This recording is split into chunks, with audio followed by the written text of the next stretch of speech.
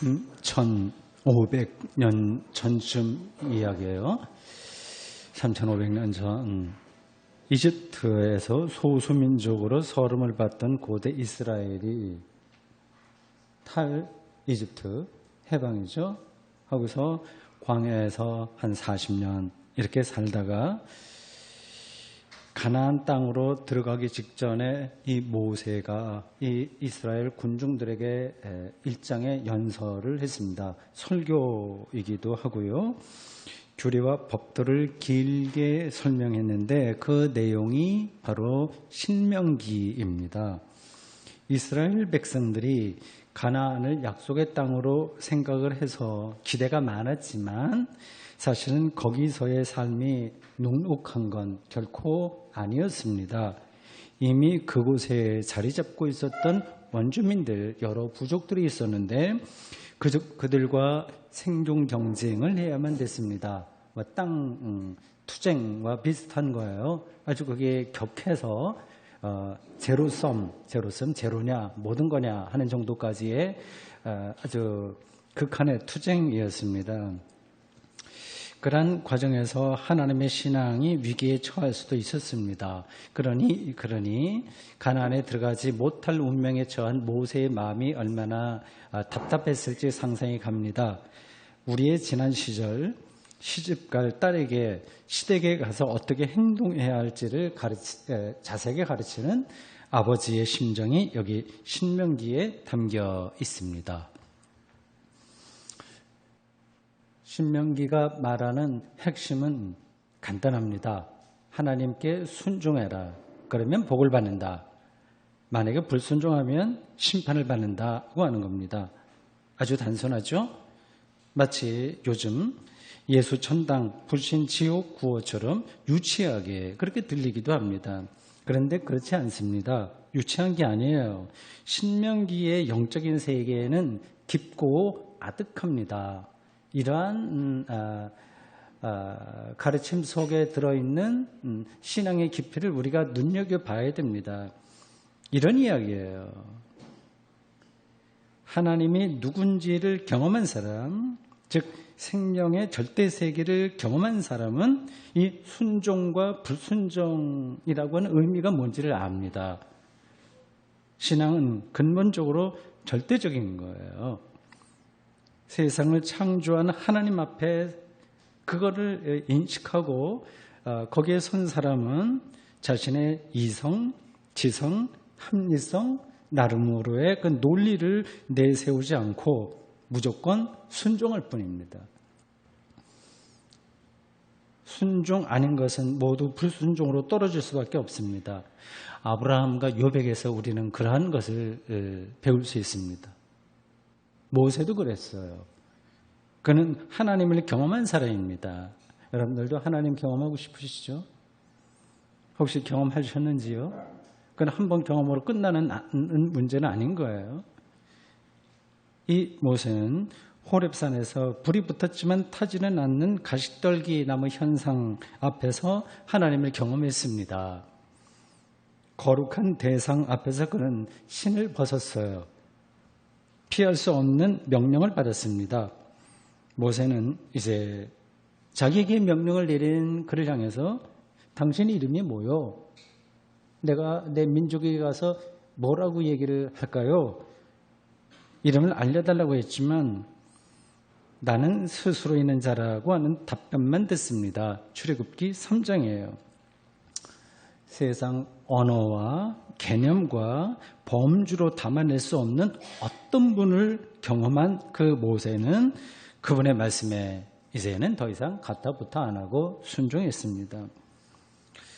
출애굽 이후 광야 생활을 시작하는 즈음 화산이 폭발하여 구름과 불길과 연기가 가득한 시내산에서 십계명을 비롯한 율법 일체를 받으면서 그는 하나님을 향해서 당신의 영광을 좀 보여달라 이렇게 말했지만 네가 내 등을 볼 것이요 얼굴은 보지 못하리라고 하는 답변만 듣습니다. 출애굽기 33장입니다. 자신을 다 드러내지 않는 방식으로 즉 은폐의 방식으로 찾아온 하나님을 모세가 경험한 거예요. 모세는 자기 민족도 그런 하나님을 경험하고 그 하나님 안에서 살기를 원했습니다. 당연한 거죠. 그러한 그의 생각을 우리는 오늘 설교 본문 신명기 4장 1절에서 2절, 6절에서 9절 사이에서 찾을 수 있습니다. 먼저 1절과 2절 읽을 테니까 들어보십시오.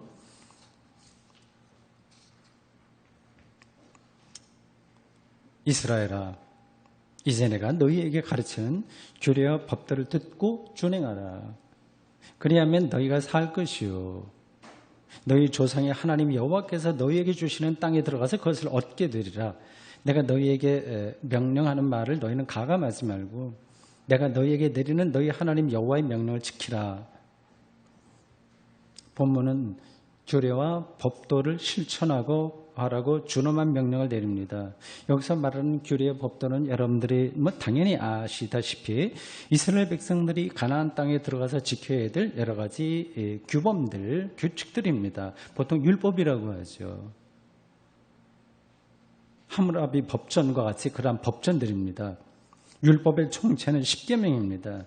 오늘 본문 바로 뒤에 신명기 5장에는 십계명에 이어서 나오고 있어요. 아시죠? 나 외에는 다른 신들을 내게 두지 말지니라 라고 하는 첫 계명부터 시작해서 내 이웃을 탐내지 말라로 끝납니다. 십계명의 율법의 정신이 그대로 녹아 있어요. 이것은 한 국가의 헌법과 같습니다. 헌법은 그 국가의 정체성을 규정합니다. 국가에는 헌법만 있는 게 아니라 여러 가지 법률과 시행, 세칙 등이 따라오는 것처럼 구약의 율법에도 십계명 외에 여러 가지 규례와 법도가 나옵니다.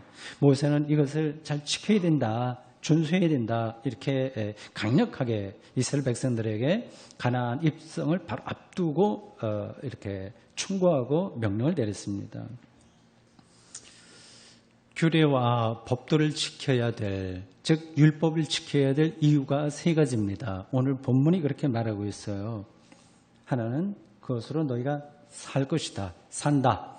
두 번째는 가나안에 들어갈 수 있다. 그리고 그것에서 땅을 얻는다. 세 가지지만 이걸 그냥 하나로 묶으면 이스라엘 백성들이 율법을 통해서 가나안 땅에 두 발 딛고 편안히 살 수 있다고 하는 겁니다. 거기 가서 잘 먹고 잘 살게 될 것이다 고 하는 거예요. 구약시대에는 그게 구원이었어요. 잘 먹고 잘 사는 것, 자식 잘 낳는 것, 그것이었습니다. 이제 그게 율법을 통해서 가능하다 이렇게 말하고 있어요.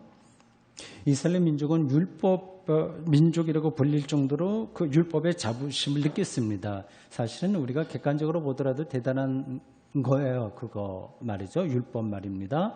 구약 성경을 비롯해서 온갖 성문법, 불문법, 토라 그리고 랍비들의 많은 전통들이 역사를 통해서 계속 내려오고 있는데 이러한 대단한 그 문헌을 가진 민족들이 세계사에서 그렇게 많지 않습니다.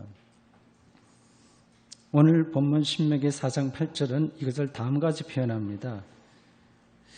오늘 내가 너희에게 선포하는 이 율법과 같이 그 규례와 법도가 공의로운 큰 나라가 어디 있느냐, 자부심이 있는 거예요.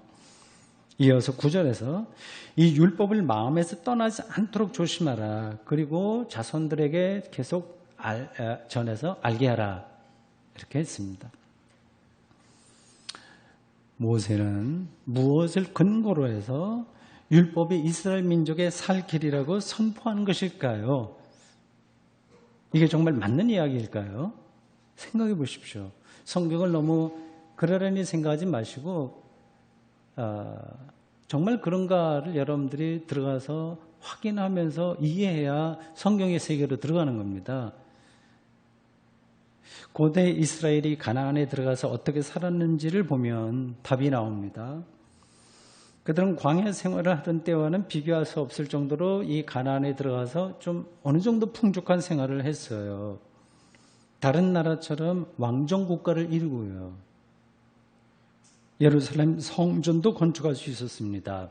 마치 이제 빈털털이었다가 자수성가한 그러한 사람하고 비슷한 모습이에요.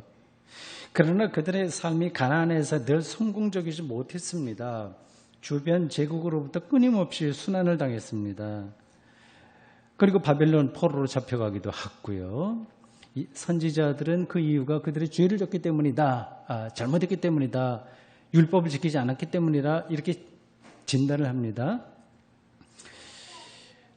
그런데 그들이 율법을 잘 지킨다고 해서 사실은 가나안에서 그들의 삶이 보장되었으리라고 하는 그 근거는 사실은 없습니다. 이건 이제 우리와 바꿔서 놓고 생각해도 비슷한 거예요. 우리가 지금 하나님의 말씀대로 산다고 하지 않습니까? 열심히 살잖아요. 그런다고 해서 모든 일들이 잘 풀립니까? 전혀 그렇지 않잖아요. 오늘 본문은 왜 이 율법 준수가, 그러니까 하나님 말씀대로 사는 것이 생명의 길이라고 주장하는 것일까요? 저는 계속 그 질문을 여러분들에게 드리는 거예요. 정말 그런가 아닌가 하는 거죠. 현실적으로는 그렇지 않은 것 같은데 무슨 근거로 이 모세는 그런 말을 하고 우리도 그렇게 살고 있는가 하는 겁니다. 여기서 우리는 모세의 말과 하나님의 말을 우선 구분해야 됩니다. 잘 들으세요. 그걸 구분해야 됩니다. 모세의 말은 인간의 말이기 때문에 그걸 직접적으로 하나님의 말이라고 할 수는 없어요. 그렇잖아요. 신명기 4장 1절은 율법을 가르쳐서 모세 가르침이라고 얘기를 해요. 내가 너에게 이렇게 가르친다 하고 말을 해요. 2절은 그것을 가르쳐서 하나님 여호와의 명령이라고 얘기합니다. 이게 중복되고 있어요. 모세의 말과 하나님의 명령이 같은 것 같으면서도 달라요. 당연한 이야기입니다. 간단하게 10계명만 놓고 봅시다. 이것은 분명히 이스라엘 역사에 뿌리가 놓여 있어요. 하늘에서 떨어진 게 아니라 이스라엘 역사 안에서 그러한 10가지 명제가 성립됐습니다. 오랜 세월에 걸쳐서 그게 완성된 거예요. 신약 성경도 사실은 똑같습니다. 하늘에서 떨어진 게 아니라 모두 사람의 입에서 나온 말이에요. 그리고 사람이 손으로 기록한 글자예요. 사람이 한 거예요. 그런데도 우리는 그것을 하나님의 말씀이라고 믿습니다. 저도 그렇게 믿고 있어요. 근데 이게 말이 되냐고 하는 거죠. 여기 무슨 근거가 있는 것일까요? 사람의 말과 사람의 글자를 하나님의 말씀이라고 이렇게 주장하면서 그걸 그대로 따라서 살아라 이렇게 강요할 수 있을까요? 사실 하나님에게는 사람과 같은 방식의 말과 글은 없습니다. 우리처럼 말을 하시는 분도 아니고 그렇게 글을 쓰는 분도 아닙니다. 하나님이 말씀으로 세상을 창조하셨다고 하지만 여기서 말하는 그 하나님의 말씀은 지금 우리가 하는 이러한 말이 아니라 창조의 원초적인 능력을 가리킵니다. 그러니까 사람만이 말을 하고 사람만이 글자를 쓰는 거예요. 목사의 설교도 사실은 목사 자신의 말이지 이게 하나님의 말은 아닙니다. 하나님의 말씀 자체는 결코 아니에요. 목사의 설교가 그렇습니다. 다만 그가 하나님의 뜻을 정확하게 전달한다면 그것은 하나님의 말씀으로 간주될 수 있습니다. 예를 들어서 여기 초등학교 학급이 하나 있다고 합시다. 담임 선생님이 급한 일이 있어서 교실을 떠나면서 반장에게 이래서 간다. 그러니까 뒤 일을 잘 부탁한다고 했습니다. 반장이 선생님의 형평과 선생님의 생각을 정확하게 전하기만 한다면 그 반장의 말이 자기 말이 아니라 선생님의 말이 될 수 있어요. 전하니까 정확하게 전하면요. 그러나 이게 쉬운 게 아닙니다. 반장이 아무리 선생님의 뜻을 정확하게 전한다고 하지만 여러 가지 이유로 잘못 전할 수도 있습니다. 지금 저는 이 율법과 하나님의 온전한 뜻의 이 차이를 여러분들에게 설명하는 중입니다. 모세의 경우를 봅시다. 그는 호렙산과 시내산에서 하나님을, 다른 말로 하면 절대 생명을 경험한 사람이에요. 그 경험으로부터 자기 민족이 나가야 될 방향을 알게 되었습니다. 근데 문제는 그 하나님을 언어로 표현할 수 없다는 겁니다. 하나님은 언어 너머의 존재이기 때문에 그렇습니다. 이 말을 더 설명하지 않아도 되겠죠. 이게 모세의 딜레마예요. 하나님 경험은 분명한데 이스라엘 백성들에게 표현할 수 있는 언어는 말은 사실은 없습니다. 그래서 모세는 율법을 말하지 않을 수 없었습니다. 그 율법이 하나님의 말씀 아니냐? 그러지 않습니다. 하나님 앞에서 살아가는 사람들이 지켜야 할 도리가 율법이에요. 그 사람이 지켜야 될 도리하고 하나님 자체하고는 다른 겁니다. 모세는 바로 그 율법을 하나님의 명령이라고 주장했습니다. 그 사이에 어떤 갭이 있어요. 오늘의 신앙생활도 기본적으로는 이런 차원입니다. 우리 주일날 와서 예배 드린다거나 그리스도의 제자답게 세상에서 산다거나 그런 것을 우리는 하나님의 명령으로 생각을 하고 당연하다고 생각을 합니다. 근데 엄밀하게 말하면 목사의 설교는 물론이고 성경이 말하는 하나님의 명령이 실제 하나님 명령 자체와 반드시 일치하는 것은 아닙니다. 앞에서 예로 든 그 학급의 선생님과 반장의 경우를 다시 보십시오. 반장이 선생님의 생각과는 다르게 오해했든 어떻게 했든 얘들아 선생님이 가면서 얘기하던데 오후 수업 없다 그냥 가자 집에 가자 이렇게 말할 수도 있어요. 선생님은 사실 그거 얘기하지 않았는데 반장이 그렇게 얘기할 수 있습니다. 이 반장이 선생님의 생각을 어림짐작으로 전했을 수도 있는 거예요. 그리고 반장이 아무리 정확하게 전했다고 하더라도 말 자체의 한계로 인해서 저는 설교할 때마다 이 언어의 한계를 느껴요. 하나님을 말로 표현하기, 하나님 경험을 말로 표현하기 힘들어서 그러나 말밖에는 다른 길이 없어서 설교를 하는데 한계를 느낍니다. 선생님의 뜻이 바르게 전달되지 않을 수도 있습니다. 율법의 핵심인 십계명을 다시 보십시오. 그대로 다 지킬 수 있을지 아닐지를 보십시오. 폴란드 영화감독 키에슬로브스키의 데칼로그, 이게 십계명이라고 하는 뜻입니다. 영화 제목으로는 데칼로그로 나왔어요. 그 영화를 보신 분들은 알겠지만 십계명은 인간의 온갖 뒤틀린 욕망을 꿰뚫고 있습니다.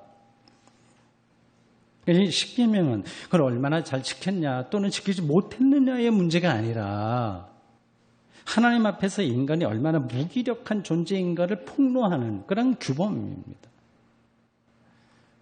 십계명 앞에서 우리 모두는 절망합니다. 그렇지 않은 사람 계세요? 우리를 절망하게 만드는 것, 우리를 절망하게 하는 것에 매달리는 것은 결국 죄입니다.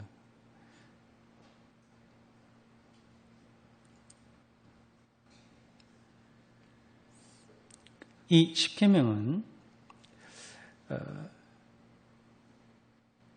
모세가 하나님의 명령이라 이름 붙인 것으로서 하나님의 직접적인 말씀은 아닙니다. 설교 시간에는 다른 걸 보충해서 할 시간이 없어서 이런 발언들이 조금 위험해요. 더 설명을 해야 되는데 여러분들 이해하실 거라고 생각하고 제가 지나갑니다. 십계명을 중심으로 한 율법은 인간을 구원하지 못하기 때문에 그것을 하나님의 명령, 말씀 자체로 말할 수는 없습니다. 이건 제 이야기가 아니에요. 이런 문제를 가장 치열하게 고민한 사람이 바울입니다. 그는 모태 유대인이면서 바리새인이었고 율법 박사로서 율법에 자기 인생을 건 사람이었어요. 평생에 걸쳐서 율법에 충실했지만 거기서 그는 생명을 경험할 수 없었습니다. 즉 하나님을 경험할 수 없었습니다. 율법에 매달리면 매달릴수록 자기의 한계만 드러났지 하나님으로 인한 궁극의 기쁨과 평화가 경험될 수 없었습니다. 바울은 로마서에서 율법의 본질을 정확하게 진단했습니다. 율법의 행위로 그의 앞에서 의롭다 하심을 얻을 육체가 없나니 율법으로는 죄를 깨달음이니라. 로마서 3장 20절입니다. 한 걸음 더 나가서 이렇게 말합니다. 율법은 진노를 이루게 하나니 율법이 없는 곳에는 범법도 없느니라. 혁명적인 표현이죠. 율법이 없는 곳에서는 범법도 죄를 범함도 없느니라. 로마서 4장 15절입니다. 율법을 성취하기 위해서는 지금 가나안의 입성을 앞두고 있는 이스라엘 백성들에게 모세가 강요한 것이 바로 율법인 거예요. 그래서 제가 율법을 여러분들에게 지금 설명하고 있는 중입니다. 이게 이제 살 길이라고 얘기하는데 과연 그러냐에 대해서 제가 말씀드리는 겁니다. 이 율법을 성취하기 위해서는 모든 신경을 거기에 쏟아야 됩니다. 어느 한 순간도 마음의 평화를 얻을 수가 없어요. 수능 시험에 목을 매는 입시생과 같습니다. 점수가 조금만 내려가도 긴장하잖아요. 긴장하는 정도가 아니라 이런저런 정신적인 문제가 많이 일어나고요. 세계에서 입시생 중에 자살률이 우리나라가 제일 높죠. 조금 올라가면 그걸 유지하려고 정신없고 조금 더 올려야 되겠다고 하는 욕심이 나오게 되고요. 그렇습니다. 끝없이 자기를 완전하게 성취해 보려는 욕망이 거기에 작동되기 때문입니다. 이건 어쩔 수 없는 거예요. 인간의 숙명과도 같습니다. 바울은 그게 바로 죄다 이렇게 진단합니다. 죄로 인해서는 아무도 구원을 얻을 수가 없습니다. 즉 율법을 통해서는 아무도 구원 얻지 못합니다. 오늘 제 3독서인 마가복음 7장에는 율법주의의 한 전형이 나옵니다. 율법의 전문가들인 바리새인들 그리고 서기관들이 예수님에게 왔다가 예수님의 제자들을 손 씻지 않고 밥 먹는 거 보고 이럴 수 있냐? 하나님을 잘 따른다고 하는 당신들이 왜 이렇게 율법을 어기냐? 이렇게 따졌습니다. 제자들의 행동은 율법을 명시적으로 위반한 것이기 때문에 이들의 문제제기가 틀린 게 아니에요. 그런데 예수님은 그들을 향해서 이렇게 답변하셨습니다. 당신들은 하나님의 계명을 버리고 사람의 전통을 지키고 있소. 예수님이 볼 때 율법은 사람의 전통이었습니다. 율법을 완성한 모세도 사람이니까 사람의 전통이라고 하는 말은 이건 종국을 찌른 거예요. 사람의 전통에 매달리면 결국은요 하나님의 계명을 놓칠 수밖에 없습니다. 그렇다면 율법을 폐기해야 될까요? 하는 질문이 가능하죠. 그렇게 별로 의미가 없는 것 같다. 버려야 되냐? 하는 그 질문이 가능합니다. 그렇지 않습니다. 율법이 없으면 인간 사회의 유지는 아예 불가능합니다. 법이 없으면 국가 운영이 어떻게 될지, 교칙이 없으면 학교 운영이 어떻게 될지를 보면 답이 나옵니다. 교회도 교회 법이 없으면 굴러가지 않는 거예요. 예배만 해도 그렇습니다. 예배 순서 없이 신자들이 그냥 빙 둘러앉아서 은혜가 주어지는 대로 성경 읽고 싶은 사람 읽고 기도하고 싶은 사람 기도하고 설교하고 싶으면 설교하고 아주 자유롭게 성령의 완전한 지배 가운데서 예배를 드린다고 주장하는 소종파들도 있어요. 이에 비해서 예전 중심으로 드리는 우리 교회의 예배는 사실은 율법적인 겁니다. 율법적인 거예요. 법적인 거예요. 이 세상의 모든 법과 질서와 규범은 나름으로 공동체를 유지하는 근거들입니다. 예수님의 재림에서 최후의 심판이 일어나고 하나님의 직접적인 통치가 실현되기 전까지는 일종의 필요악으로서 율법이 없으면 안 됩니다. 우리는 그러한 세상에 살고 있습니다.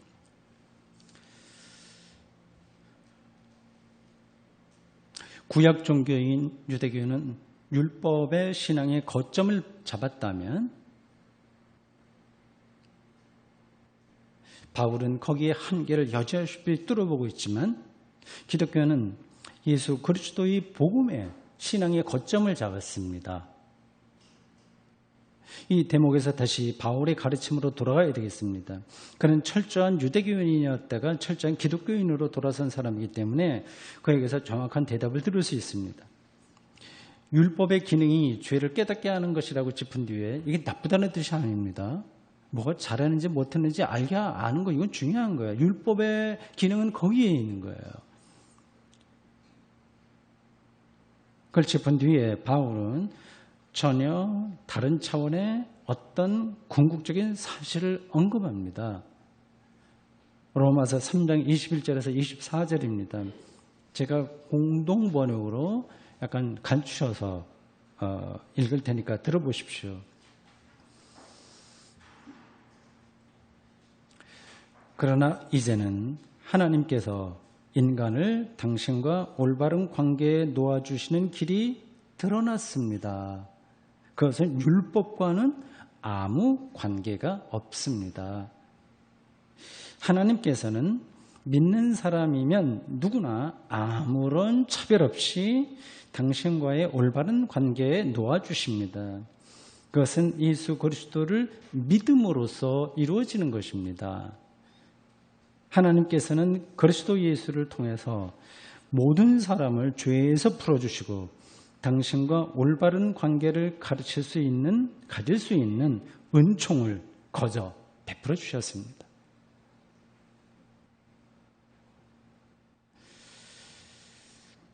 신앙의 중심이 율법에서 은총으로 옮겨졌다는 뜻입니다. 요즘 흔하게 인문학에서 쓰는 용어로 굳이 표현하자면 패러다임 쉬프트가 이루어진 거예요. 그런데 우리는 다시 사실은 실제 한국교회 신앙은 율법으로 돌아가 버리는 거죠. 은총을 얘기하면서 율법적으로 신앙생활하는 거죠. 대다수의 사람들은 방금 제가 축약해서 발췌해서 읽은 이 본문을 정신 나간 소리라고 생각합니다. 말로는 그렇게 안 해도 속으로는 다 그렇게 생각합니다.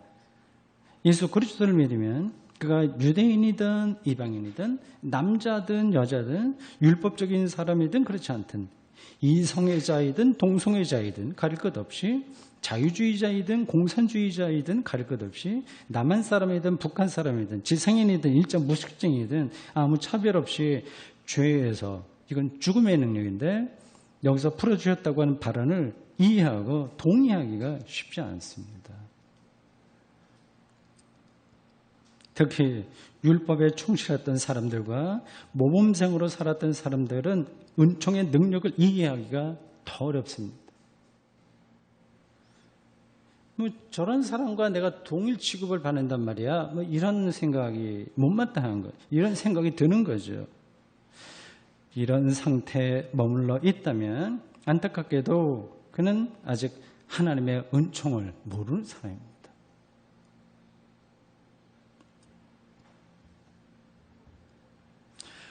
오늘 우리의 구체적인 삶은 그 삶의 현장에서 보면 율법, 즉 법, 규칙 이런 것들은 가깝고 은총은 멉니다. 세상의 작동 원리는 실체로 우리에게 다가오지만 하나님은 관념으로 느껴져요. 그래서 많은 기독교인들이 혼란스러워합니다. 과연 은총으로 이 세상을 살아낼 수 있는 거야? 그게 실감이 안 나는 거예요. 믿음만으로 세상을 버텨낼 수 있는 거야? 하고 말이죠. 그 심정을 제가 이해합니다. 다만 저는 설교자로서 이렇게 말씀드립니다. 우선 은총의 빛을 바라봐야 됩니다. 예수 그리스도에 대한 믿음으로만 우리가 하나님과 올바른 관계에 들어선다는 이 놀랍고 충격적인 사실을 영혼의 깊이에서 알아야 됩니다. 그럴 때 삶의 원리인 법이, 즉 세상살이가 눈에 보일 겁니다. 거꾸로 이 은총의 빛이 희미하면 율법과 죄의 질서에 숨이 막힐 겁니다. 악한 사람은 악한 대로, 부도덕한 사람은 부도덕한 대로, 착한 사람은 착한 대로 차이가 없습니다. 하나님을 모르면, 그 은총을 모르면 하나님 아닌 것에 지배받을 수밖에 없기 때문입니다. 사랑하는 성도 여러분, 온전히 예수 그리스도를 통한 은총의 빛과 능력에 기대서 한 걸음 더 나아가 그 은총의 화염에 휩싸여 살아가십시오. 아멘.